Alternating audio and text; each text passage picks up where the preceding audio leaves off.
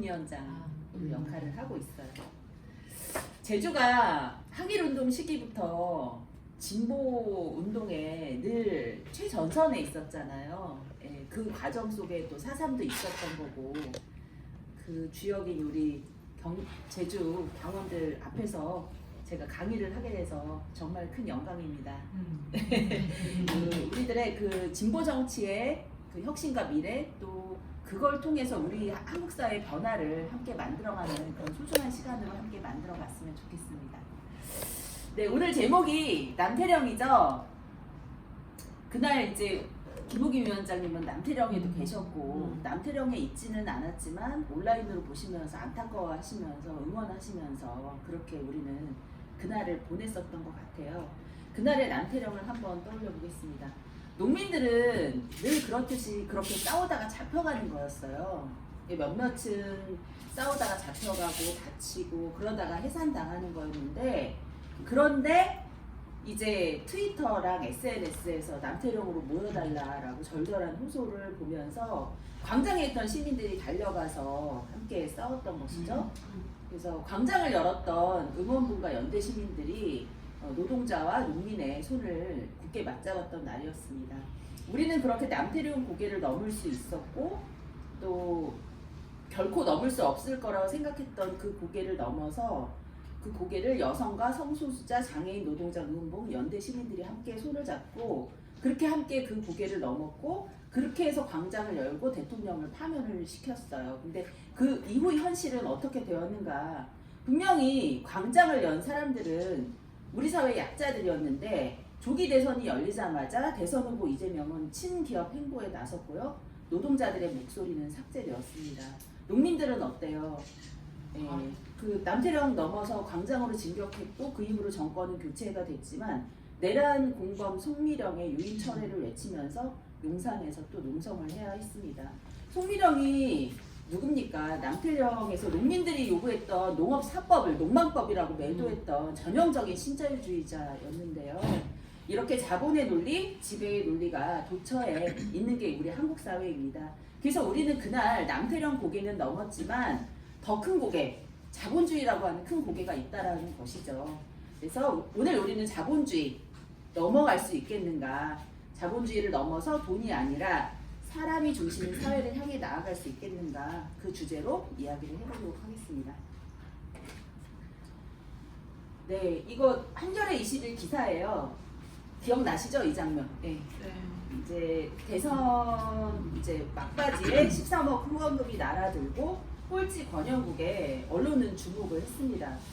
그래서 이제 그 진보 정치의 필요성을 설득을 했고, 그래서 당은 생존의 벼락에서 기사 회생을 할 수 있었고, 오늘도 그렇게 해서 함께하는 신입당원들이 이 자리에 같이 계신 것 같아요.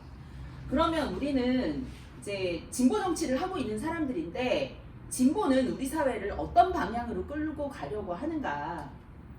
우리는 이제 현재 자본주의에 살고 있고, 자본주의가 너무 많은 것을 우리의 삶을 규정을 하고 있습니다. 그래서 자본주의를 어떻게 바라보는가? 자본주의에 대한 관점이 모든 것을 다 가르는 기준이 돼요. 결론적으로 말해서 진보는 자본주의를 극복해야 된다라고 하는 입장입니다. 그리고 진보 정당은 심지어 자본주의 극복을 본성으로 한다라고 하는 것이에요. 그 얘기는 자본주의 극복이 진보 정당의 정체성이라고 하는 것이죠. 그러면 왜 자본주의 극복이 진보 정당의 본성이 되었는가? 왜 정체성인가? 진보 정당은 자본주의 극복을 위해서 그럼 무엇을 했고 또 무엇을 해야 하는지 알아보도록 하겠습니다. 네, 오늘 강의는 이제 진보 정당의 탄생을 시작으로 해서 막스 플랭과 진보 정당이 바꾼 그런 이제 역사를 살펴보고, 자본의 반격이 시작되었고 그게 이제 신자유주의인데, 이 신자유주의의 대안을 만들기 위해서 새로운 어떤 자본주의에 대한 분석, 그리고 전략, 그리고 이 전략을 바탕으로 해서 자본주의 극복 플랜을 이야기를 하고 우리의 과제를 이야기를 해보도록 하겠습니다. 네. 자, 왜 자본주의 극복이 진보 정당의 본성적인 문제가 되었을까? 이것을 알기 위해서는 진보정당의 탄생으로 거슬러 올라가야 합니다. 진보정당은 자본주의에서 태어났습니다. 좀 더 구체적으로 말씀드리면 반자본주의 운동으로 진보정당은 태동하게 되었습니다. 더 명확하게 말씀드리면 자본주의 체제 극복을 위해서 선택되었던 무기가 진보정당이었던 거예요. 그럼 어떤 과정을 통해서 진보정당이 탄생되었고 왜 자본주의 극복을 본성으로 하게 되었는지 그 과정을 알아보도록 하겠습니다.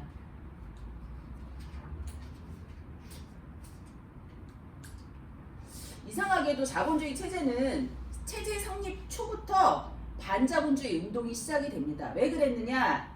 자본주의 탄생 초기부터 너무나 파괴적이고 비인간적이었던 거예요. 그러면 초기 자본의 탄생이 어땠는가? 이제 그 첫 번째 자본의 형성은 첫 번째 금은의 유입이라고 하는 거예요. 그러니까 뭐냐면은 자본의 세계는 알뜰하게 모아서 형성이 된 게 아니에요. 그리고 봉건제 아래서 자본주의가 태동이 된 거잖아요. 알뜰하게 모을 생산력도 없었던 거예요. 여러분 봉건제는 어때요? 1년 단위 사이클이잖아요. 예. 근데 자본주의는 어떻죠? 사이클이 계속 돌아가야 되잖아요. 1년에 한 번 돌아가서 돼요? 안 돼요.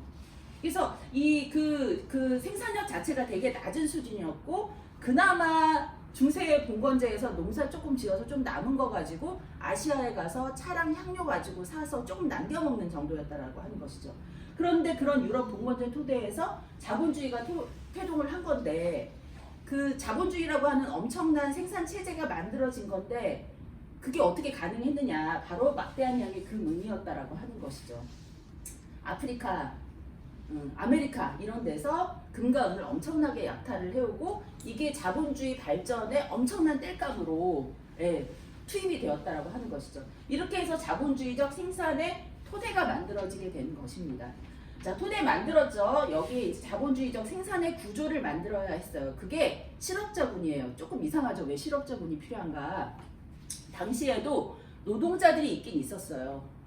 중세 말에 길드라고 기술 전문직 노동자들이 높은 공임을 받으면서 일을 했던 거거든요. 이 사람들은 근데 일을 시키기도 힘들었어요. 자기 노동력에 자기 결정권이 있었던 거거든요. 그러니까 시키는 대로 일하는 사람들이 아닌 거예요. 그런데 이 구조에서 자본주의적 생산이 가능한가? 가능하지 않죠. 예. 저임금으로 사람 써서 언제든지 사람 교체해 가면서 그래야지 돈이 되는 거잖아요. 널린 게 노동력인 세상을 만들어야 되는 거예요. 근데 이제 사람이 없죠. 왜? 사람들은 다 농사 짓고 있었거든요. 근데 이제 그걸 또 만듭니다. 어떻게 만드는가? 농민을 땅에서 몰아내는 거예요. 하루아침에 땅에서 쫓겨난 농민들은 먹고 살아야 되니까 노동자가 될 수밖에 없었던 거고. 어떻게? 종액운동, 인클로저 운동이라고 하죠. 기억나시죠?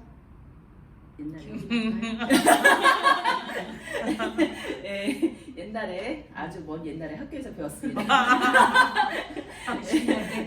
그동안 농사짓던 땅에 울타리 쳐가지고 농민들을 몰아내고 그 땅에서 양을 키워서 양모 사업을 해서 돈을 엄청 벌었다는 거예요, 부자들이. 그러면 그 쫓겨난 농민들은 거지가 되거나 결국 노동자가 되었다라고 하는 것이죠. 그래서 16세기에는 프랑스 파리의 인구의 4분의 1이 거지였대요. 그만큼 실업자가 많아진 거예요.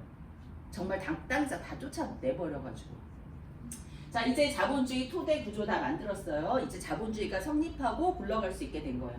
이제는 자본주의가 굴러가는 것 자체가 돈이 되도록 만들어야 돼요. 구조적으로 이윤이 남아야 된다라고 하는 것이죠. 그래서 착취를 합니다. 생산 과정에서 무지막지하게 착취를 하는 거예요. 매일 하루 16시간, 18시간 일하고 죽지 않을 만큼 월급 주고 그렇게 해서 이윤을 확보를 해서 그 확보한 이윤으로 끊임없이 자본을 축적을 해서 확대 재생산을 하는 이렇게 자본주의적 재생산 구조가 만들어진 것입니다.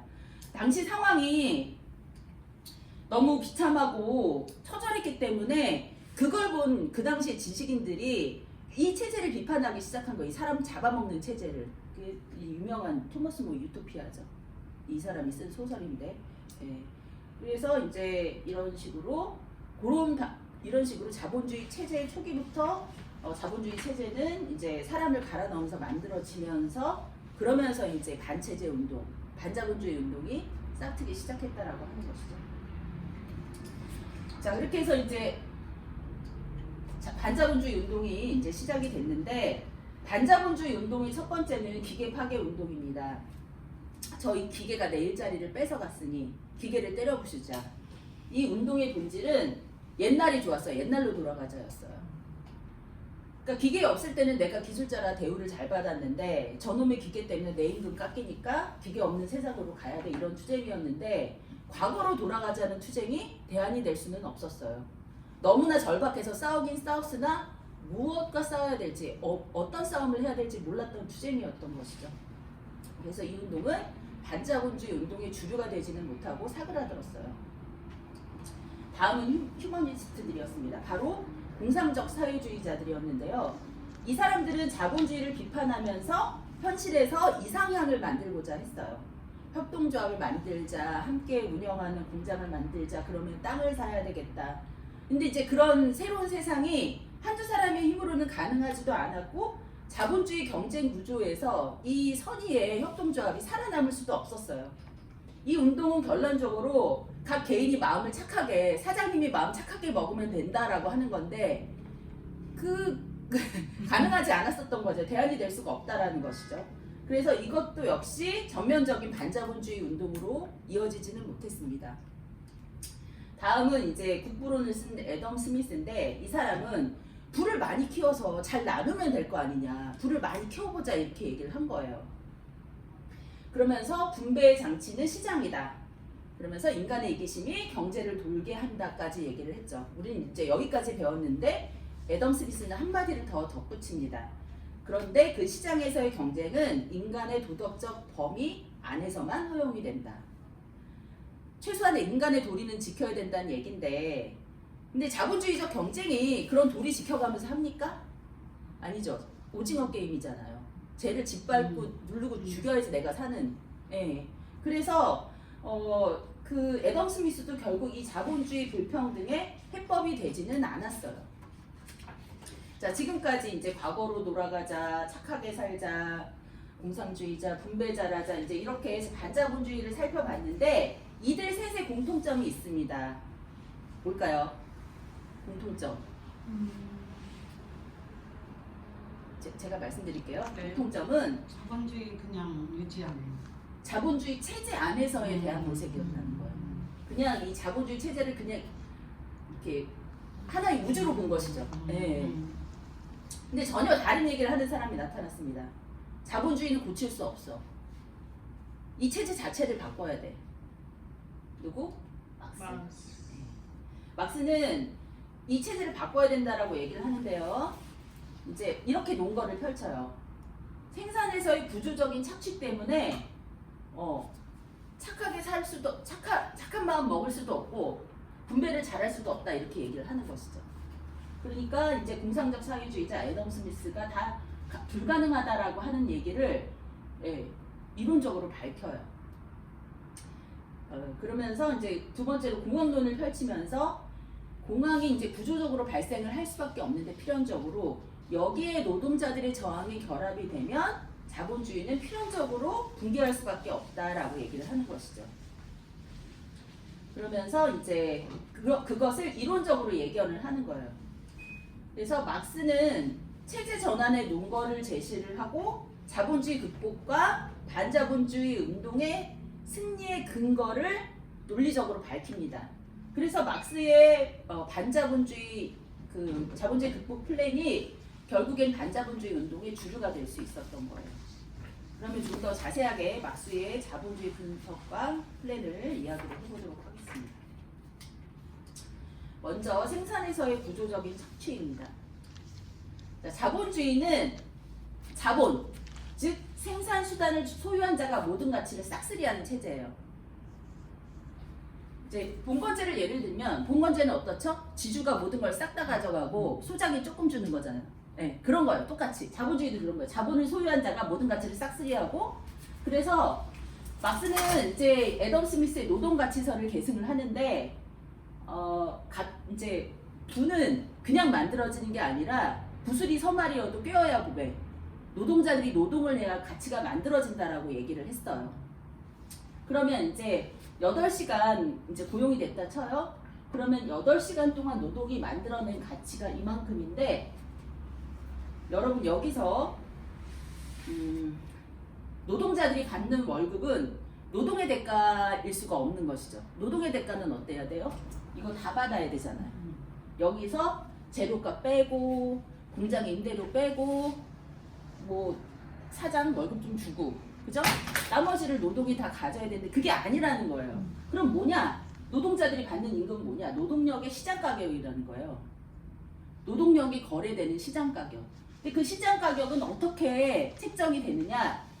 다음 달에도 나와서 일할 수 있는 비용. 생계비죠. 그것을 사회적 노동 재생산 비용이라고 얘기를 하는 거예요.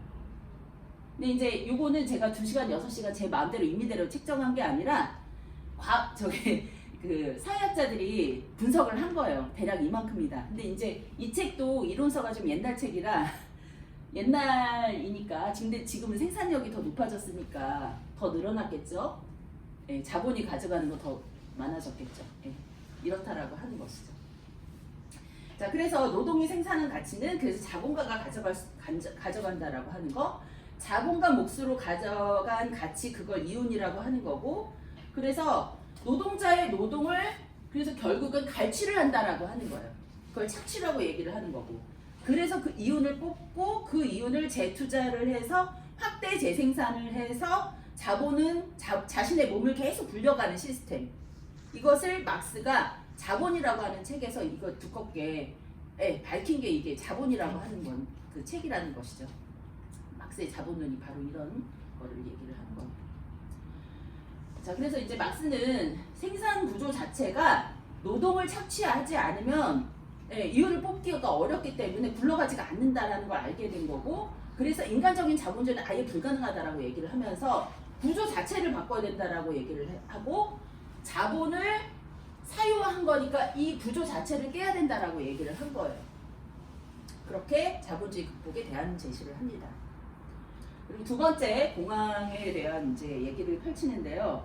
공황이 왜 일어나느냐? 그거는 자본이 살아남기 위해서 무한 경쟁을 하기 때문이에요. 잘 살아보려고, 잘해보려고 경쟁을 하는데 결국엔 공황이 온다. 상당히 아이러니한데 어떻게 그렇게 되느냐? 자본주의에서 살아남기 위해서는 이윤을 뽑아내야 되잖아요. 그래서 이윤을 뽑기 위한 자본의 노력이 이제 이렇게 세 가지인데, 자, 절대적 잉여가치, 이윤을 절대적으로 늘리는 거예요. 노동시간을 늘리는 건데, 아까 얘기했죠. 가치는 이제 노동으로 일어난다. 그러니까 노동시간을 계속 늘리는 거죠. 19세기 초에 영국에서 이런 법이 만들어집니다. 어린이는 하루 12시간을 초과할 수 없다. 12시간 이상이 됐다는 거예요. 어린이들이. 이런 식으로 이윤을 늘리는 거예요. 근데 사람은 기계가 아니고 시간은 24시간 한정돼 있잖아요. 그러니까 한정없이 노동시간을 늘릴 수는 없는 거예요. 그래서 이번에는 다른 전략을 씁니다. 같은 시간에 두 번째 더 많이 생산하게 하는 거라서 노동 강도 높이기, 또 다른 방법으로 임금을 줄이기. 근데 이제 임금은 노동력의 가격이고 생계비라고 했잖아요. 그래서 생활비를 사회적으로 낮추는 거예요. 그래서 저고가 정책. 농민들이 뼈 빠지게 일한 거 그렇게 후려쳐서 유통을 시킨다라고 하는 것이죠. 우리나라 다이소 같은 거, 그렇죠? 값싸게 수입을 해오는 거죠. 올 초에 트럼프가 이제 관세 폭탄 때렸다가 아이폰 가격 상승하니까 미국 민심이 돌아서니까 어때요? 철회했잖아요. 그런 거라고 하는 것이죠. 자, 이제 그리고 아예 임금을 적게 줘도 되는 사람들을 고용하는 거죠. 아동, 여성, 비정규직, 이주 노동자. 아예 임금을 후려쳐도 되는 2등 시민을 만들어서 고용을 하는 거예요. 자, 그런데 이제 노동시간 늘리기, 노동 강도 높이기 같은 것들은 다른 자본가들이 이 두 가지는 다 똑같이 하는 거잖아요. 별 변별성이 없는 거예요. 그래서 자본 경쟁을 높이기 위해서 기술 혁신을 하는 거죠. 특별 잉여같이. 그러니까 예전에 이제 핸드폰 애플 아이폰 나오기 전에 누가 승자였죠? 삼성 갤럭시. 노키아. 처음 들어봤어. 예. 북유럽의 노키아가 평정하고 있는데 애플이 딱 스마트폰 만들어서 쫙 평정을 했잖아요.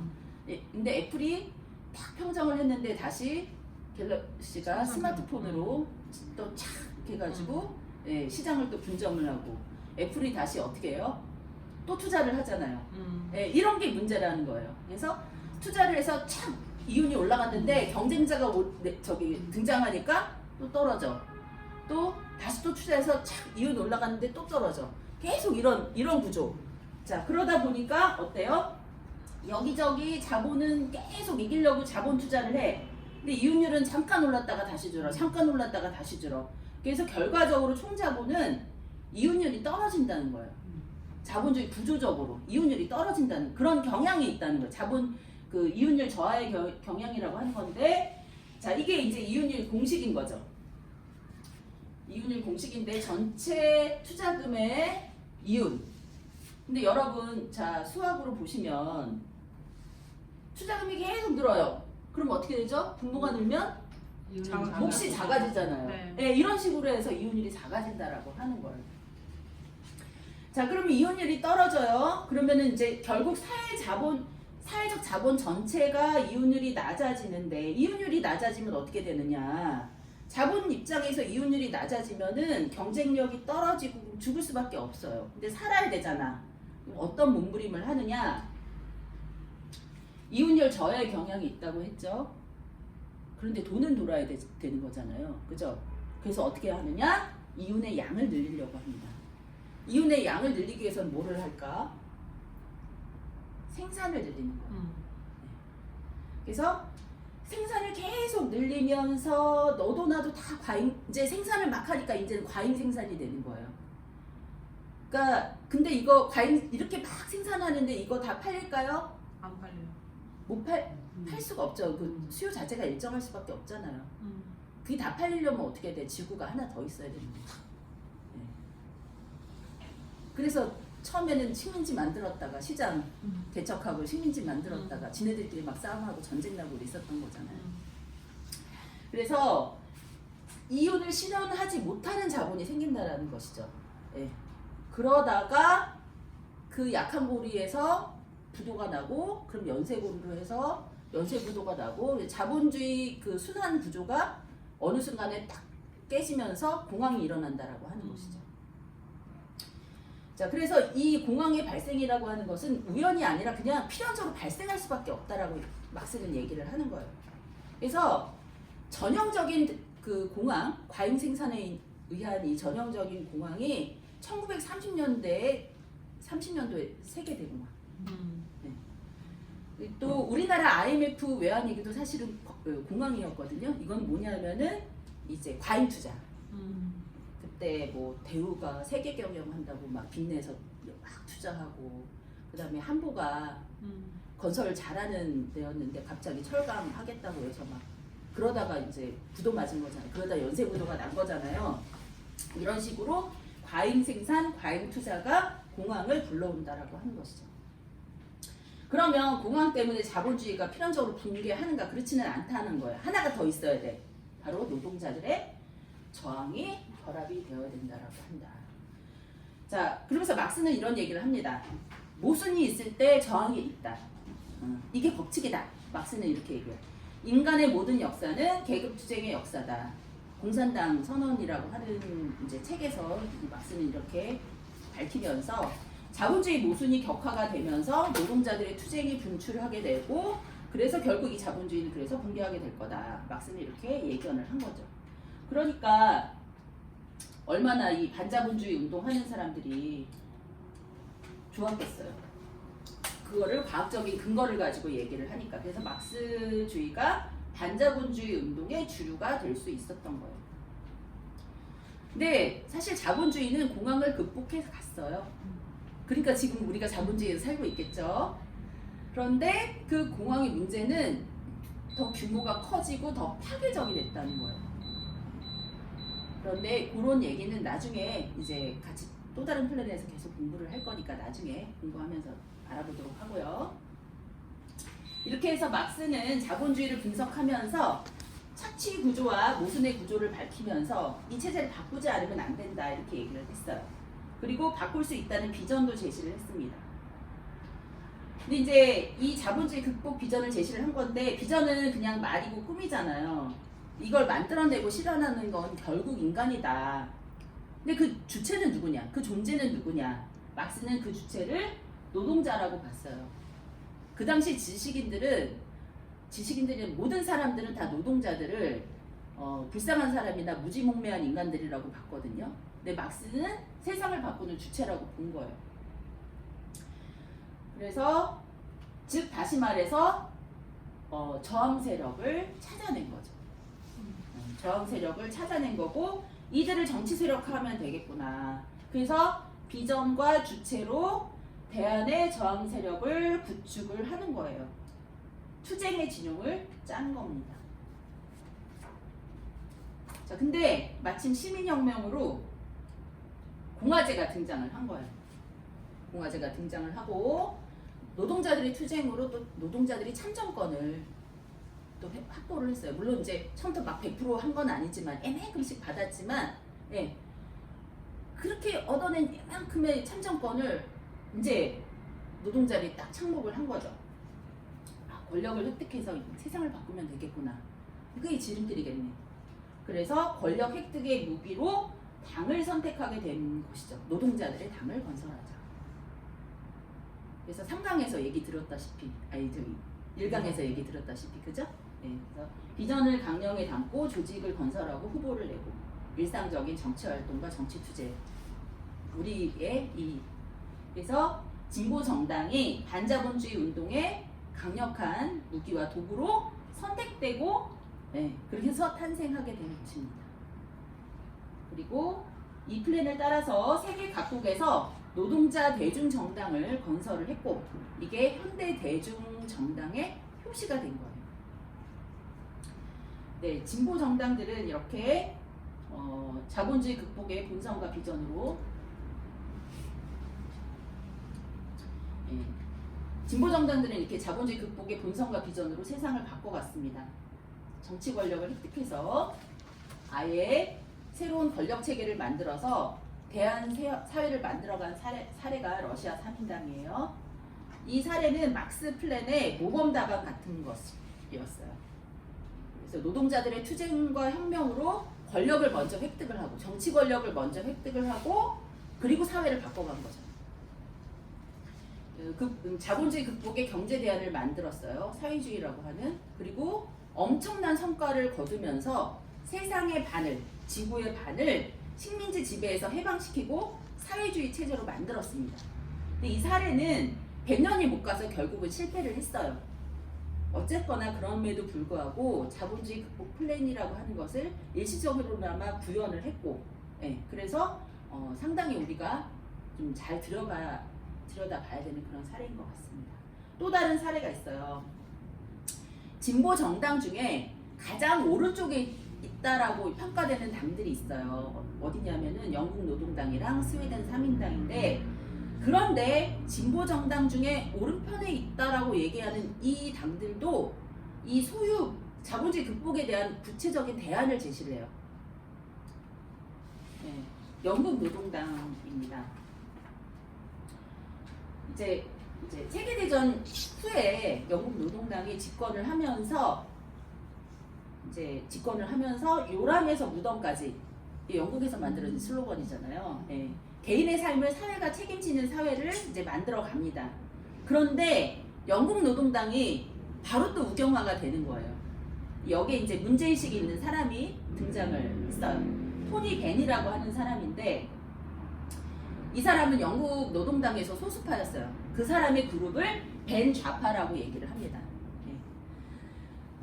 근데 이제 이 사람이, 그러니까 이 그룹이 영국 노동당이 진보적 정체성을 다시 회복해야 돼.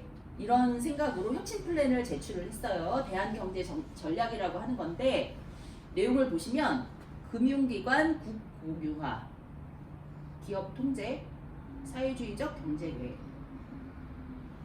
금융기관 국공유화는 예를 들면 우리나라로 따지면 국민은행, KB 국민은행 국공유화 한다는 거고 기업 통제, 삼성 예, 국민들이 통제한다는 거잖아요. 지네들끼리 좋아, 정부가. 좋아, 좋아. 예. 아싸. 자본주의도 하자. 하고 싶은데 세잖아요. 예, 근데 이게 뜬금없는 혁신안이 아니라 당헌 4조에 근거한 혁신안이었던 거예요. 이 이제 공동소유 강령이 어떤 거냐? 공동소유 바탕 위에서 모든 산업과 서비스를 대중이 관리하고 통제하는 체제가 확립되어야 한다. 이 강령이 있어서 영국 노동당은 계속 이제 지금도 마찬가지인데 우파 막 좌파랑 싸우고 난리 났는데 어쨌든 영국 노동당의 혁신 세력들이 소유 문제에 대해서 정면으로 정책 공약을 내요. 요거는 이제 뒤에 다루도록 하겠습니다. 스웨덴 3인당은 우리가 알다시피 복지국가, 그죠?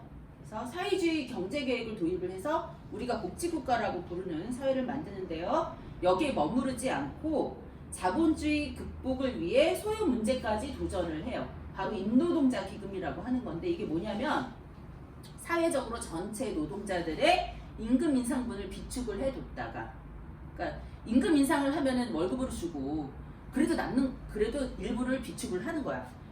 이걸 비축으로 해뒀다가 기업의 소유권을 하나씩 인수를 하겠다라고 하는 엄청난 플랜이었던 것이죠. 그렇게 해서 그러면은 자본의 사적 소유를 공공소유로 전환하겠다라고 하는 그런 플랜이었는데 물론 이거는 실현되지는 못했습니다. 하지만 진보 정당으로서 자본주의 극복을 위해서 정면 돌파했다는 계획을 세웠다라고 하는 것 자체가 되게 중요한 것 같아요. 이렇게 진보 정당 중에 오른편에 있다라고 얘기되는 영국 노동당, 스웨덴 3인당 같은 당들도 소유 문제를 정면으로 다뤘다는 거죠. 왜? 자본주의 극복이 진보 정당의 본성이었기 때문에. 네, 이렇게 해서 지금까지 반자본주의 운동 속에서 진보 정당이 탄생되었다 말씀드렸어요. 그래서 자본주의 초기 반자본주의 운동으로 발생을 했고 체제 자체의 모순을 밝힌 막스의 자본주의 분석에 따라서 극복 플랜이 나왔고 그 비전과 주체 그리고 참정권과 공화제의 등장으로 마침내 진보 정당이 탄생됐다. 그리고 그렇게 진보 정당은 세상을 바꿔왔다. 그리고 사회주의 혁명을 성공시킨 러시아부터 약간 오른쪽에 있다라고 얘기되는 영국 노동당, 스웨덴 3인당까지 그 나라 권력을 획득해서 그 힘으로 자본주의 극복의 비전을 펼치게 된다라고 하는 거. 여기서 중요한 포인트는 자본주의 극복이라고 하는 비전은 진보 정당이 발전하고 전진하는 것만큼 비례했다는 거예요. 진보 정당이 한 걸음 나아가면 자본주의 극복도 한 걸음 나아갔다라는 것이고, 그래서 우리가 중요하다라는 것이죠. 자본주의 극복의 가장 중요한 씨앗이 그래서 우리가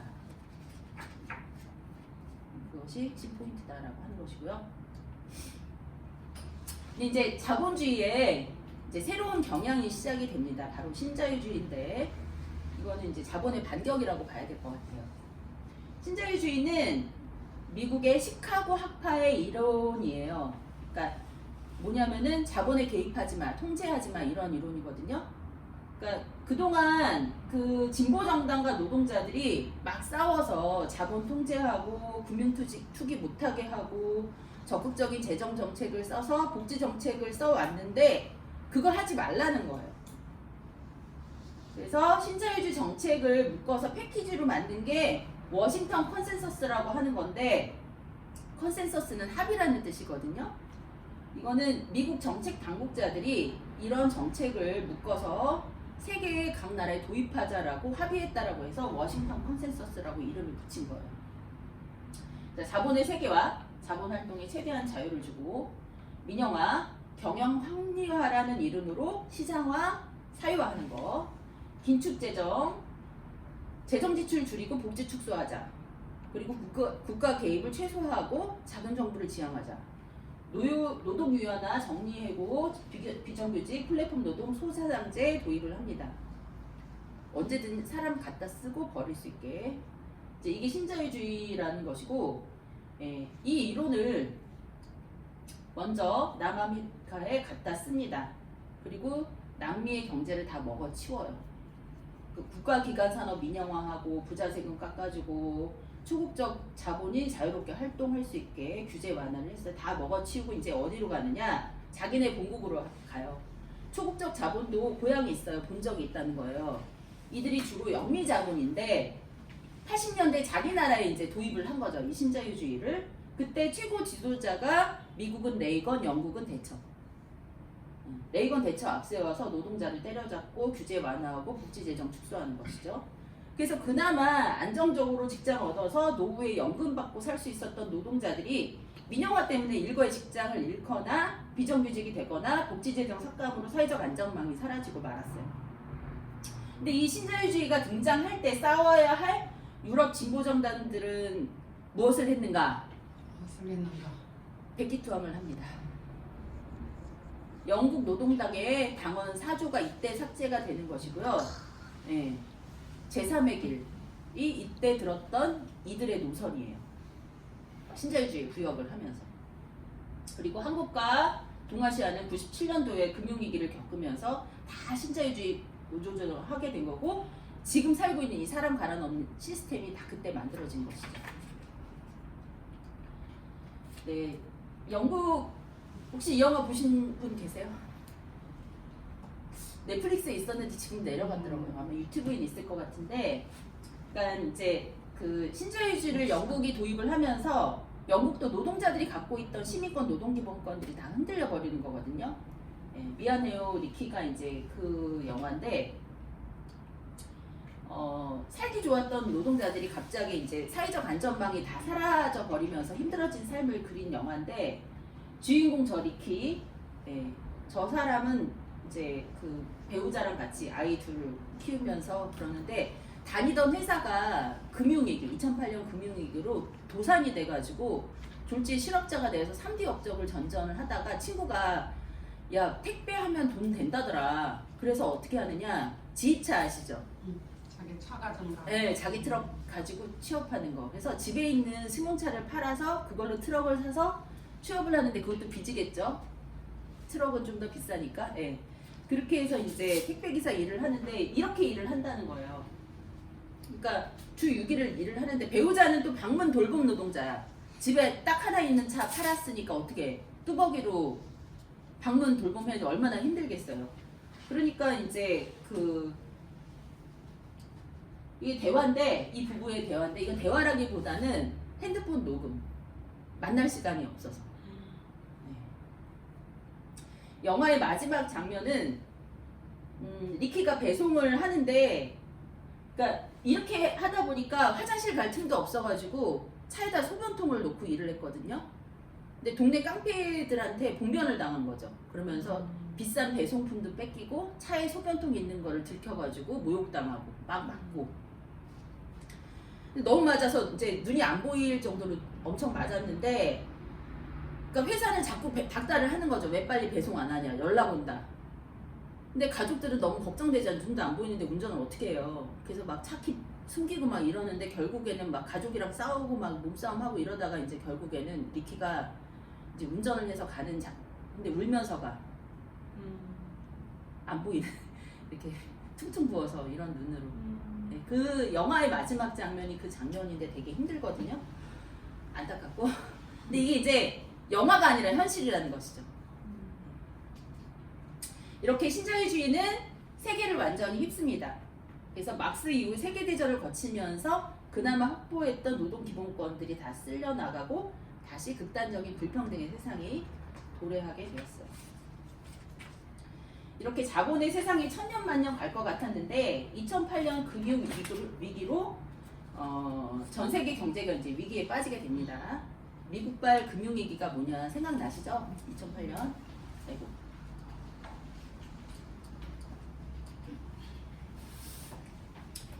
그러니까 이제 다 시장화를 하게 되니까 채권까지 다 이렇게 금융 투기를 한 거잖아요. 그래서 미국 주택 대출을 받아서 집 사라고 해놓고 이 채권 다 조각조각 팔라서 금융 투기하고 근데 이제 실물 경제가 떠받치지 못하다가 이제 부도가 나면서 연쇄 부도가 난 건데 그 유탄으로 이제 아이슬란드 뭐 남부 유럽 가난한 나라들 다 부도 나고 막 재정 위기 생기고 이제 이렇게 된 거죠. 그래서 그동안은 이제 이 신자유주의가 세상에 교리면서 신화였는데 그래서 감히 어느 누구도 반대하거나 싸우지 못했었던 거예요. 그래서 정의당 강령도 사실은 그런 이렇게 흔적이 많이 남아있어요. 자본주의에 대해서 신자유주의 정확하게 이렇게 그 선을 긋지 네, 못하는. 선을 긋지 못하는 거거든요.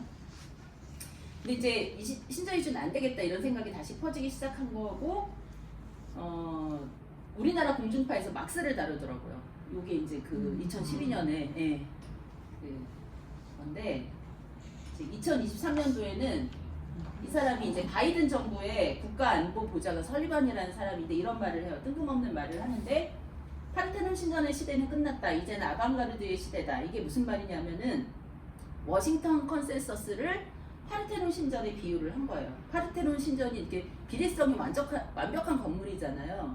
그러니까 그 자본주의를 완벽하게 받쳐주던, 신자유주의를 완벽하게 받쳐주던 정책이 워싱턴 컨센서스였다라고 하는 것이죠. 근데 이제는 이 워싱턴 컨센서스는 이제 끝났다는 얘기를 이 사람이 하는 거예요. 왜? 코로나19를 겪으니까 정부 권력이 필요했던 거예요. 사회적 거리두기, 백신 공급하려고 하니 정부 재정이 있어야 되는 거고, 작은 정부 하면 안 되겠구나, 긴축하면 안 되겠구나, 그리고 자본의 세계화, 온갖 자산들 다 먹어치우려고 세계화한 건데 이미 다 먹어버렸어. 이제 먹을 게 없어. 민영화 다 시켜서 더 이상 민영화 시킬 게 없어. 노동 유연화, 이제 노동자들 다 비정규직 만들어서 더 이상 유연화할 것도 없는 거죠. 이제는 이 정책을 할 게 없는 거예요. 그래서 이제 신자유주의는 안 된다는 거야. 그래서 신자유주의 교리를 만들었던 미국, 워싱턴 컨센서스를 전 세계에 도입한 미국의 권력의 정점에서 이런 선언을 한 것이죠. 근데 이제 신자유주의는 끝났다고 다들 얘기는 하는데, 그럼 자본이 그럼 이렇게 하자라고 새로운 뭐가 대안을 내놓은 게 있냐? 없다는 거예요. 유명한 경제학자들 되게 많은데 없다. 그러면 저항 세력은 대안을 제시를 했느냐? 없다라는 것이죠. 이게 현실이에요, 지금 현재. 자, 이렇게 신자유주의는 끝났다고 자본도 반자본주의 진영도 다 얘기를 하고, 그런데 대안이 없는 게 현실이지만, 하지만 우리는 대안을 찾아야 되잖아요. 네. 그러면 그동안 우리의 반자본주의 운동의 전략은 어땠길래 이 신자유주의 아래에서 대안과 전략을 못 찾고 있는가? 기존의 반자본주의 운동은 경제 중심이었어요. 그러니까 막스 플랜이 그랬었던 것이죠. 그러니까 막스는 자본주의 착취 구조를 중심으로 분석을 했기 때문에, 그래서 노동자 중심으로 정치 세력화하는 전략을 짰던 거예요. 그래서 정의당도 지금 그런 거예요. 노동 중심 정당이라고 얘기를 하는 거죠. 막스 플랜의 기반 위에 우리도 있기 때문에. 그런데 신자유주의에서는 뭔가 다른 양상이 펼쳐집니다. 그러면 그 다른 양상에 맞게 전략을 짜야 되는데, 여전히 우리는 막스 플랜에 머물러 있다라고 하는 것이죠. 그러면 신자유주의 시대에는 어떤 양상이 펼쳐지는가? 5만 가지를 자본이 다 먹어치우다 보니까, 그렇게 자본이 먹어치우면서 삶이 망가지고 피해를 입은 사람들이 싸움에 나서게 되었다라고 하는 것이죠. 그러면서 다양한 저항 주체들이 나타나게 된 거예요.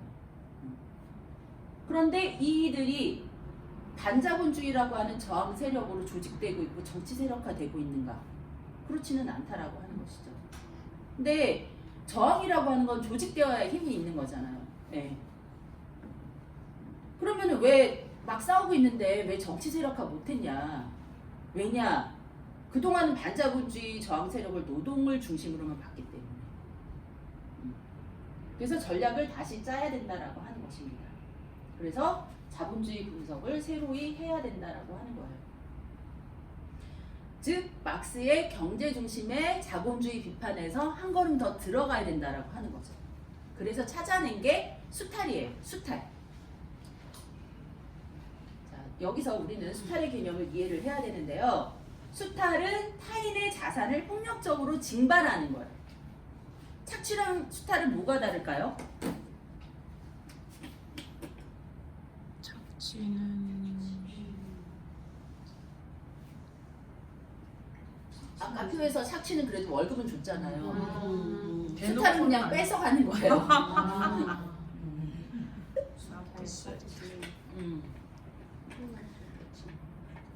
우리는 이제 일본 제국주의 식민지를 겪어봤으니까 수탈에 대한 느낌은 다 있잖아요, 그죠? 근데 이 수탈이라고 하는 게 자본주의 처음부터 있었던 거예요. 자본주의 형성기에 농민들한테서 땅 뺏었잖아요, 그죠? 그리고 식민지에서 금은 약탈해 왔잖아요. 네. 근데 이제 막스가 그래서 수탈이 신자유주의에 나중에 생긴 게 아니라 원래 있었던 거예요.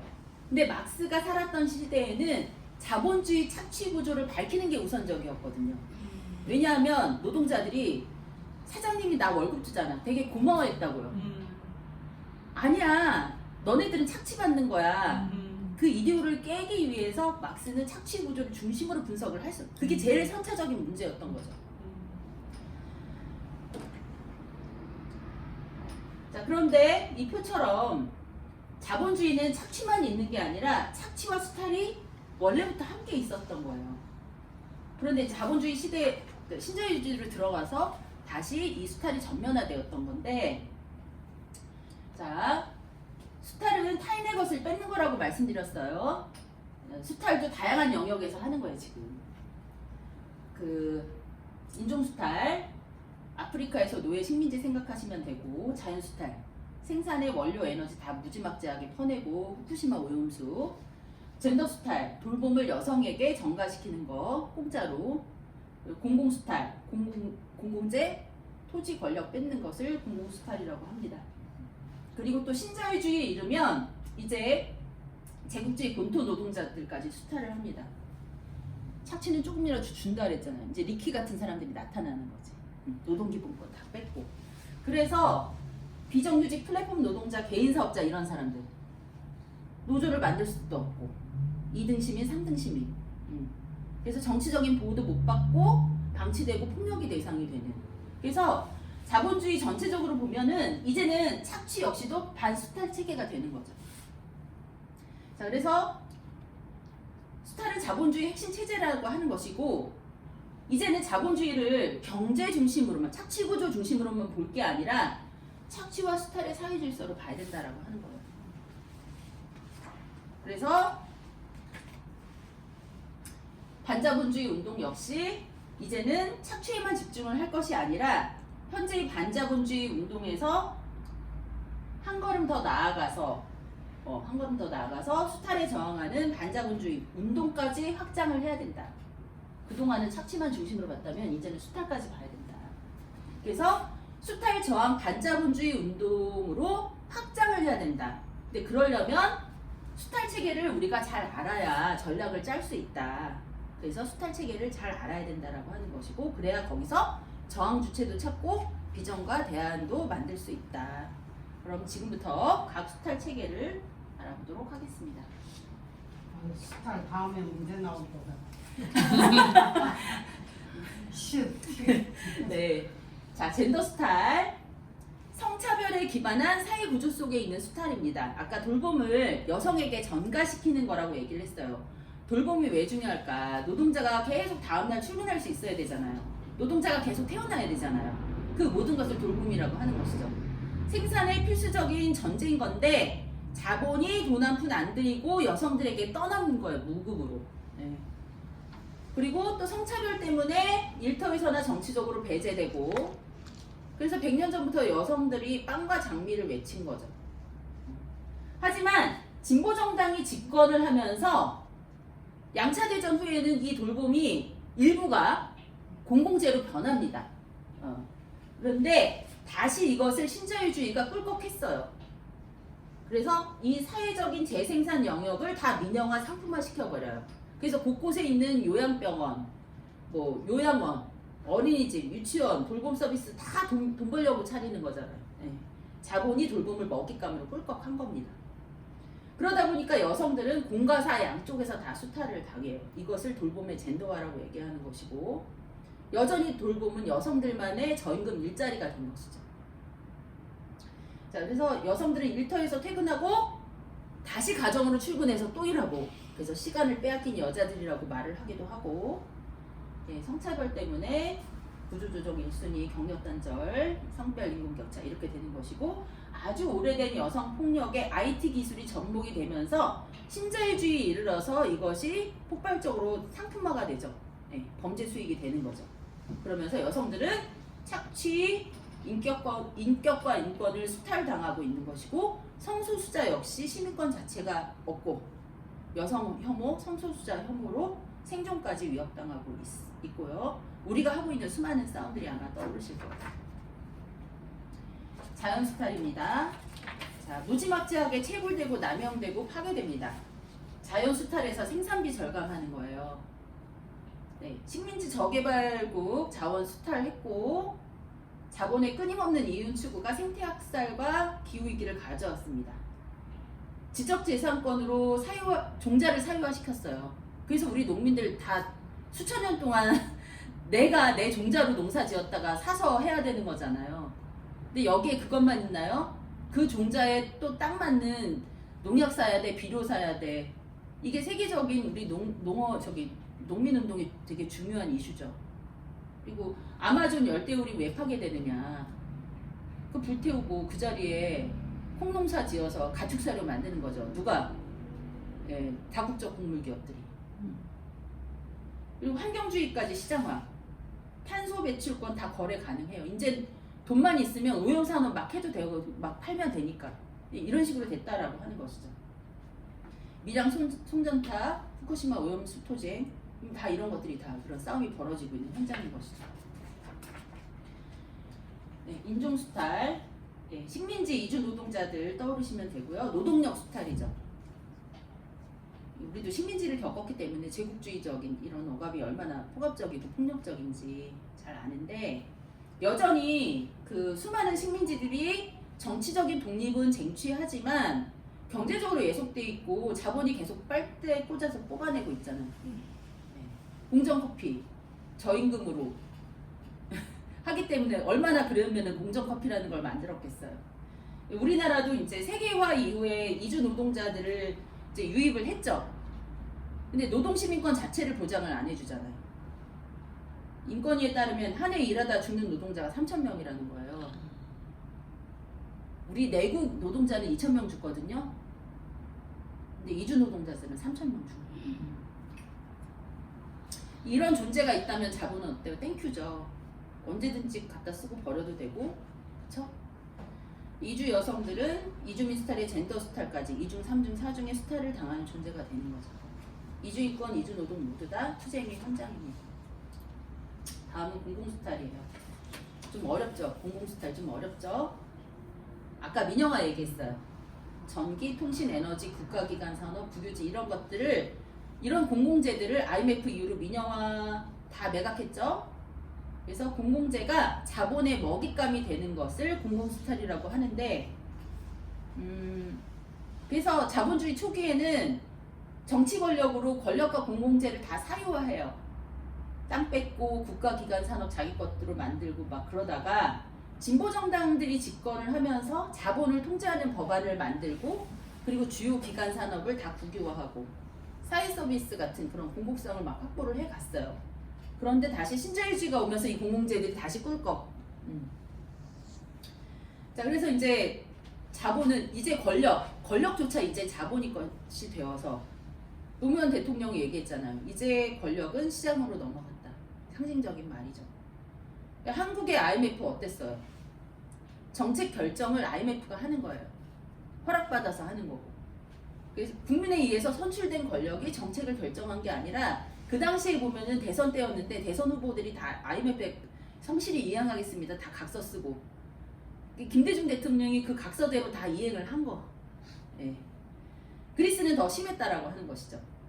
그리스 재정위기에 그리스 국민들이 시리자라고 정의당 같은 그런 당을 선택을 한 거예요. 왜 선택했냐? 이 당이 반긴축투쟁 그거를 공약으로 내걸었거든요. 그랬는데 트로이카, 삼두마차라는 뜻인데 유럽에서 IMF, 유럽중앙은행, 유럽연합을 트로이카라고 불렀대요. 지금도 그렇게 부르고 있는데 그러니까 유럽 재정위기에 처한 나라들한테 구제금융을 주는데 이 세 개가 계속 이제 쌍으로 같이 다니면서 어떻게 긴밀하게 협력을 했다라는 거 하는 것이죠. 근데 트로이카가 돈을 빌려주면서 고통스러운 긴축을 계속 요구를 하는 거예요. 복지 축소하고 국민들에게 그 고통을 전가하라는데 어떤 국민이 동의를 하겠어요. 그래서 그 그리스 국민들이 국민 투표를 해서 긴축 요구안을 반대를 했어요. 압도적으로. 근데 결국에 이 트로이카는 그리스를 무릎을 꿇려요. 네. 그 나라 국민들의 주권까지 무력화시킨 거죠. 자본. 구제 금융 주는 대신 니네 긴축해라. 근데 그 구제 금융을 받은 돈을 누가 가져갔는가? 그리스 시민들이 그 돈 받은 게 아니라 그리스 은행에 돈 빌려준 유럽은행이 가져갔다라고 하는 것이죠. 이게 공공수탈이라는 거예요. 자, 자본주의는 이렇게 착취와 수탈의 사회질서라고 하는 확장된 개념을 얻었고, 반자본주의 운동은 그래서 착취와 수탈에 저항하는 반자본주의 운동으로 확장해야 된다라고 말씀을 드렸어요. 그래서 수탈에 저항하는 투쟁을 이제는 부문이제가 아니라 자본주의 극복 전략, 반자본주의 운동의 전략으로 재규정을 해야 된다. 그래서 수탈 저항 세력 연합이라고 하는 것을 기존의 노동자들의 어떤 투쟁과 동등한 정치적인 지위로 부여를 해야 된다라고 하는 거예요. 이 표에서처럼 노동자와 이렇게 동등하게 정치적인 지위를 부여를 해야 된다. 이들은 다 수탈의 피해자이면서 동시에 싸우는 주체들이라고 하는 것이죠. 이들이 새로운 저항 주체들이다라고 하는 거예요. 그래서 이들을 엮어내고 묶어서 수탈에 저항하는 세력 연합을 구축하는 것이 바로 저항 세력의 정치 세력화다. 이게 자본주의 극복 플랜의 핵심이다라고 하는 것이고, 그래서 진보 정치는 즉각 이들을 조직하고 정치 세력화해야 된다라고 하는 것. 그리고 수탈 저항 세력 연합에 전략적 지위를 부여를 해야 된다라고 하는 것. 그러려면 진보 정당은 사회의 운동 세력과 연대하고 연합하는 정치, 현장과 긴밀히 결합하는 정치로 나서야 한다. 그래서 그것을 정치 확장 또는 사회운동의 정치로 나아가야 된다. 이렇게 말씀드릴 수 있겠습니다. 자, 이제까지 대안을 위한 새로운 자본주의 분석을 했고요. 자본주의 극복을 위해서 저항 세력의 정치 세력화라고 하는 전략까지 얘기를 했고, 지금부터는 자본주의 극복 플랜에 대한 이야기를 해보겠습니다. 수탈 체계에 저항하는 운동을 반자본주의 운동의 중심으로 가져오려면, 그래서 역시 우리도 수탈 체계에 대한 고민이 필요하다라고 하는 것이죠. 그래서 오늘은 수탈 체계 중심으로 살펴볼 건데요. 수탈 체계 4가지 기억하시죠? 네. 네. 인종 수탈, 젠더 수탈, 젠더, 인종, 자연, 공공, 예, 이렇게 얘기를 할 겁니다. 왜 노동 플랜은 없냐? 우리 당은 노동 중심 정당이고 좋은 플랜도 많고 워낙 얘기를 많이 했어요. 그래서 오늘은 수탈 체계 중심으로 이야기를 하겠습니다. 네, 젠더 플랜입니다. 나, 가족, 사회, 돌봄의 시간의 민주주의를 실현을 해야 된다는 거예요. 여기서 핵심은 돌봄과 살핌은 노동이라는 거예요. 사랑이 아니라. 돌봄 노동권을 보장하는 게 핵심이에요. 그러려면 돌봄 시간을 내가 선택할 수 있어야 돼요. 그래서 여성에게 전가되던 돌봄과 시민들의 쉼을 제대로 평가하고 존중하는 제도를 만들어야 되는 것이고요. 젠더 민주주의를 구현하기 위한 구조를 만들어야 됩니다. 특히 젠더 수탈은 이데올로기, 성차별 이데올로기를 기반으로 이루어져요. 그래서 이념투쟁이 중요해. 왜냐하면 젠더 감수성 없이는 불평등이 안 보이거든요. 그 수탈이 안 보여요. 그래서 젠더 민주주의는 나중에라는 이 관점을 깨야 돼요. 이런 고정관념을 깨야 합니다. 자, 기후 플랜, 기후 생태 민주주의를 구현을 해야 합니다. 자본주의 근본적인 구조 개혁을 해야 돼요. 에너지 산업 일체의 전면 공공화해야 되고, 탈핵, 재생에너지 전면 전환해야 되고, 기후 정의세 도입을 해서 이 재원으로 정의로운 전환을 해야 돼요. 자, 농업, 식량 주권, 그리고 기후 대응의 전초기지죠. 네. 건강한 농업, 먹거리 100년 계획을 수립해서 국가 책임 농정 해야 합니다. 노동자, 농민, 기후 시민, 기후 공동체 조직하고 정치 세력하는 게 중요하죠. 네, 이주인권 플랜입니다. 이주인권 민주주의, 다양성 민주주의 구현해야 합니다. 이민사회 기반을 마련을 해야 돼요. 이민사회 기본법 제정해야 되고 이런 정주화 정책, 그 다음에 인권 존중 난민법 제정 시급하고 차별금지법도 있죠. 그리고 무엇보다 일하는 모든 이에게 노동 기본권, 시민권이 보장되는 사회를 만들어야 합니다. 그리고 무엇보다 중요한 것은 혐오 정치와의 투쟁이겠죠. 네, 공공 플랜입니다. 선거제 개혁 정도가 아니라 직접 민주주의가 구현되는 시민 공유 민주주의, 권력 분산 민주주의로 나가야 돼요. 1강에서 다뤘죠. 예. 또 다른 플랜은 그래서 7공화국 개헌운동을 제안을 했습니다. 시민들이 선거일 하루만 주권을 행사하고 국경꾼으로 전락하는 게 아니라 제대로 시민권과 주권을 행사할 수 있도록 제도를 설계하고 보장을 해야 돼요. 그리고 경제공유 민주주의로 국민들의 일할 권리, 그리고 사라진 재헌헌법의 이익균정권을 다시 살려야 합니다. 이번 대선 때 이익균정권 이렇게 뉴스에 나오지 않았나요? 그죠? 이익균정권. 우리나라는 원래 노동사건이 있었어요. 맞아요. 네, 그 중에 하나가 이익균정권이에요. 뭐냐면은 기업의 이익이 나면 지금은 어때요? 사장님이 보너스 주면 고맙고 안 줘도 할 말 없잖아요. 이건 뭐냐면은 이익이 나면 그 이익을 노동자들이 균점할 수 있다라고 하는 권리예요. 완전 다르죠. 이걸 살려야 된다라고 하는 것입니다. 그런데 이제 이것뿐만이 아니라 진보 정당이 자본주의 극복을 위해서 반드시 대안 제시를 해야 되는 게 있어요. 뭐냐? 소유 문제입니다. 소유권 문제를 대한 것을 우리도 정면으로, 아까 노동당, 영국 노동당, 스웨덴 3인당이 했던 것처럼 우리도 소유권 문제 이제는 저희도 정면으로 대응을 해야 된다라는 거예요. 아까 자본주의는 생산수단, 즉 자본을 소유한 자가 모든 가치를 다 싹 가져가게 하는 시스템이라 했어요. 그래서 소유 문제가 중요하다라고 하는 거예요. 그래서 자본주의 모순을 극복하기 위해서는 소유라고 하는 것을 사적 소유가 아니라 이제는 공유하자라고 하는 거죠. 이제 이게 자본주의 극복의 핵심 과제인데, 소유 방식은 사유와 공유와 두 가지예요. 사유화는 소유와 권리가 누군가에게 있는 거잖아요. 공유화는 뭐냐? 공유화는 누구의 것도 아니지만 누구나 권리가 있는 거. 그래서 우리는 공유의 방향으로 가자라고 하는 거죠. 공유화를 그동안은 사회주의 정책, 공산주의 정책이라고 말하는데 그렇게까지만 얘기할 수 있는 건 아니에요. 왜냐하면 자본주의 나라에서도 이 공유화는 구현이 되고 있거든요. 일부라도.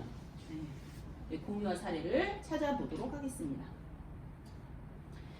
영국 사례예요.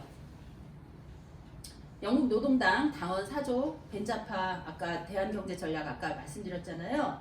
영국 노동당이 신자유주의 구역을 하다가 이 사람 제러미 코빈이라고 하는 혁신 세력이 당대표가 된 거예요. 이 사람이 2017년 총선에서 대안적 소유 모델을 선언을 합니다. 그러면서 이렇게 얘기를 해요. 영국 경제의 문제가 사적 소유 때문에 생겼기 때문에 기업의 소유 지배권을 노동자에게로 이전시키고 지자체가 이를 지원해야 한다. 또 철도, 전기, 에너지 같은 국가기관 산업은 노동자, 지자체, 시민에 의해 민주적으로 운영되는 국유화 형태로 전환해야 된다. 이렇게 얘기를 하는 거예요. 그게 바로 대안적 소유 모델이에요. 그리고 2019년에는 소유 문제를 아예 총선 공약으로 제출을 합니다. 포용 소유 기금이라는 건데요. 영국 내 모든 대기업 지분의 10%를 노동자가 인수하도록 의무화해서, 우리나라 삼성전자, LG 이런 거, 이 지분을 노동자들에게 배분하고 초과액은 공공서비스 자금으로 쓰자라고 하는 계획이에요. 이렇게 되면 연 40억 파운드는 노동자가, 20억 파운드는 공공서비스 자금으로 사회적으로 활용하게 된다라고 하는 것이죠. 다음은 미국 사례. 이 사람은 민주당 의원인데 사회주의자로 본인을 자임하고 있어요. 이 사람이 2020년 대선 경선에서 노동자에게 자기 회사에 대한 소유권을 소유할 수 있게 하자라고 하는 공약을 제시를 했고 2022년에는 이 법이 실제로 통과가 돼서 지금 진행이 되고 있다라고 하는 거예요. 또 미국에는 이솝이라고 하는 제도가 실제로 아주 오래전부터 도입이 됐는데 너무 실적이 좋다는 것이죠. 월마트, 여러분 월마트 아시죠? 미국에서 월마트랑 맞짱 뜨는 회사가 바로 이 퍼블릭스 슈퍼마켓 체인이라고 하는 건데 이런 정말 너무 좋은 직장이라고 하는 거예요. 근데 경영도 잘 된다는 거 하는 것이죠. 이렇게 막 연평균 7% 이렇게 된다라고 하는. 근데 이게 비결이 뭐냐? 바로 직원 지주제라고 하는 것이지. 그러니까 그래서 상장을 안 해요. 이런 회사들은 직원들이 주인이니까. 이렇게 회사가 공동 소유일 때 실제로 좋은 효과가 난다. 자, 그리고 소유 문제 극복을 위한 대중운동도 있습니다. 커먼즈 운동이라고 하는데 근데 왜 영어냐? 아직 우리나라는 이걸 대중운동으로 전면하고 있지 못하거든요. 근데 우리가 이제 진보정당이 이걸 받아 안아야 된다라고 하는 것이죠. 자, 뭐냐? 공공재들이 있어요. 바람, 물, 햇볕, 공공의 토지나 뭐 지금 우리 당에도 서울시당은 혁신파크라고 하는 그 투쟁을 하고 있거든요. 뭐냐면은 오세훈 시장이 민간에 매각하려고 하는 공유지가 있어요. 그 혁신파크인데 그걸 지키려고 싸움을 하고 있는 거예요. 우리 당이. 이제 아까 자본은 공공재들을 집어삼킨다 했잖아요. 이것을 공유화하는 운동이 커먼즈 운동이라는 건데 근데 커먼즈 운동은 퍼블릭이랑은 달라요. 퍼블릭은 뭐냐면은 공원 같은 건데 소유는 국가 소유고 서비스는 이제 서민들이 받는 건데 그 운영과 관련해서 시민들이 개입할 수는 없어. 근데 서비스만 받는 거야. 그래서 자본주의적이죠. 우린 그게 아니라 공유화 하자는 거예요. 공유화는 뭐냐?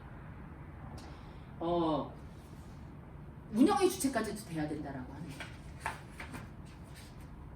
그래서 커먼즈 운동의 핵심은 공공의 토지나 공공의 성격을 갖는 공공재를 시민이 운영도 활용도 직접 하는 거. 진짜 주인 역할을 해야 된다라는 개념이고요. 우리나라에도 이런 사례가 있어요. 경의선 공유지 운동이라고 하는 건데 이제 신촌 뭐 이쪽에 경의선이 있었는데 지상에 있던 경의선 철도가 지하로 내려가면서 공터가 생긴 거예요. 이 공터를 시민들이 4년간 점거를 한 거야. 2015년부터 2020년까지. 그런데 이 경의선 공유지에는 별별 사람들이 모여들었는데 노점상, 문화예술인, 빈민, 철거민 이 사람들이 모여서 쿵짝쿵짝 하다 보니까 벼룩시장, 문화공연, 세미나, 독서토론회, 어린이 놀이터, 체육대회 그러니까 볼거리, 할거리, 먹을거리가 막 생겼어요. 그래서 공터가 계속 내내 즐거운 놀이터가 되고 그런 놀잇감이 있으니까 시민들이 계속 더 많이 온 거죠. 즉 모두의 공간이 되었던 거예요. 근데 이제 이렇게 얘기하실 수 있어요. 경의선 부지는 엄연히 국유지인데 왜 나라 땅을 니네들 맘대로 하느냐. 근데 여러분 국유지는 원래 국민의 거잖아요. 그죠? 그리고 법에도 국유지는 국가 전체의 이익에 부합하게 사용해야 된다라고 되어 있어요. 그런데 경의선 지하화 개발을 왜 했느냐? 대기업이나 토건 자본이 개발 이익을 챙기려고 했던 거거든요. 그래서 그 국유지를 꿀꺽 하려고 했던 거예요. 근데 이게 국가 전체의 이익은 아니지 않습니까? 그쵸? 오히려 시민들이 무단 점거한 게 공공의 이익이 맞는 거죠. 일시적이나마 사람들이 그 땅을 공유화시켰던 거고 이게 바로 공유화 운동이라고 하는 것이죠. 제주에도 이런 공유화 운동의 사례가 미약 하나만 있어요. 풍력 발전, 조례제정해서 풍력 발전의 이윤을 일부를 공유를 하고 있어요. 지자체가. 그리고 풍력 발전 단지도 제한을 둬서 난개발을 막고 있어요. 뭐 이런 것도 공유제를 지키는 사례인 거죠. 어쨌건 토지, 부동산 같은 공공재가 특히나 자본의 먹잇감이 되고 있기 때문에라도 이 커먼즈 공유화 운동은 진보 정치의 중요한 의제로 삼아야 될 것 같습니다. 이것을 공간의 민주주의라고 하는 것이고요.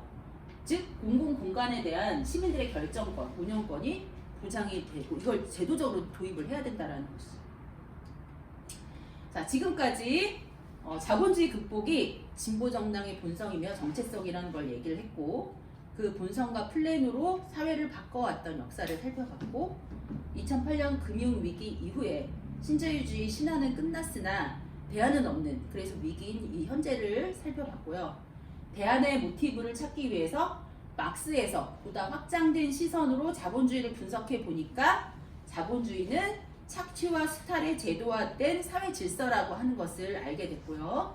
그 수탈의 현장에서 저항하는 대항 세력, 피해자들을 모아내서 자본주의 극복이라고 하는 전략적 지위를 부여해야 된다라고 말씀을 드렸어요. 그리고 자본주의 극복 대안 관련해서 각 수탈 영역마다 대안을 찾아보았습니다. 그리고 핵심적으로 소유 문제에 대한 정면으로 이제는 우리가 대안 제시를 해야 된다 얘기를 했어요. 이제 쭉 그려지시죠? 네. 이제 정의당은 자본주의 극복을 핵심적인 슬로건으로 들어야 합니다. 제대로 진보정당 역할을 해야죠. 그래서 정의당의 자본주의 극복 플랜은 그래서 두 가지여야 되는 거예요. 첫 번째, 시민들에게 수용성 있는 정책 대안과 자본주의 극복 전략을 제시를 해야 되는 거고요. 그러려면 강령이 좀 바뀌어야 되겠죠.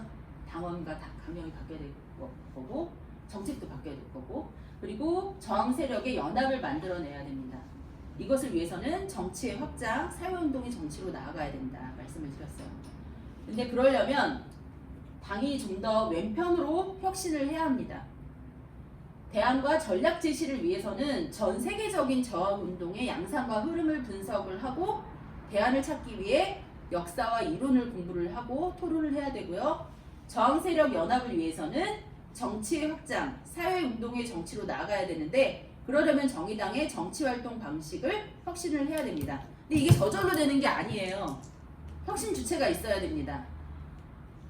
혼자서는 못해요. 저도 혼자라면 저도 못해요. 집단이 있어야 되는 거예요. 그래서 또 다른 플랜을 제안을 했고요. 여러분들도 함께 하자는 제안입니다. 그래서 자본주의 극복 플랜을 당에서 주도하고 만들어가는 집단으로, 당을 살리는 당 활동가들의 집단으로 또 다른 플랜은 역할을 하고자 하고요.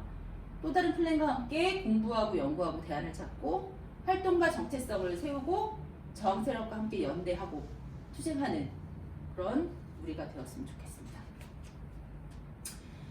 자, 여러분, 정의당의 혁신은 집단적인 혁신 그룹이 있을 때만이 가능해요.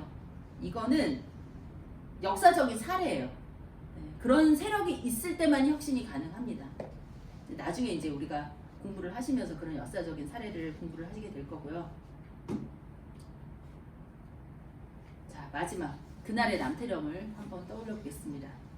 남태령에 모여든 농민, 노동자, 여성, 이주민, 성소수자, 청년, 기후시민, 장애인 모두 수탈의 피해자이면서 수탈과 싸우는 주체들입니다. 그들 저마다 넘어야 되는 또 다른 남태령이 있고 또 이것이 모아지면 또 자본주의라고 하는 산맥이 되겠죠. 하지만 저마다의 그 남태령 고개를 수많은 저항 주체들이 함께 손잡고 싸운다면 그 남태령 고개 넘어갈 수 있지 않겠는가. 오늘 자본주의 극복이라고 하는 진보정당의 본성을 얘기를 했는데 그 길잡이 별을 따라 함께 남태령 고개를 넘어갔으면 좋겠습니다. 네, 또 다른 플랜에서 학습하고 토론하며 실천하며 함께 플랜했으면 좋겠습니다. 감사합니다.